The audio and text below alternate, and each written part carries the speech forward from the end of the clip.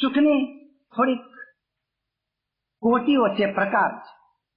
એક સુખ દૈહિક સુખ, બીજું સુખ ઇન્દ્રિયોગત સુખ, ત્રીજું સુખ માનસિક સુખ, ચોથું સુખ બૌદ્ધિક સુખ, પાંચમું સુખ હાર્દિક સુખ અને છઠ્ઠું સુખ ચૈતસિક આત્મિક સુખ. મિત્રો એક કંટાળો આવશે પણ ધીરજથી વાત ખ્યાલમાં લ્યો. આ અલગ અલગ સુખના પ્રકારો છે.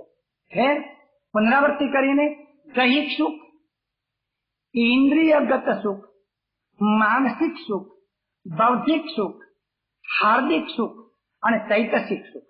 એમ કહ્યું છે કે દૈહિક સુખ કરતા ઇન્દ્રિયોનું સુખ શ્રેષ્ઠ, ઇન્દ્રિયોના સુખો કરતા મનનું સુખ શ્રેષ્ઠ, મનના સુખ કરતા બૌદ્ધિક સુખ શ્રેષ્ઠ, બુદ્ધિના સુખ કરતા હૃદયનું સુખ શ્રેષ્ઠ, આ હૃદયના સુખ કરતા ચેતસનું ચૈતન્યનું સુખ શ્રેષ્ઠ.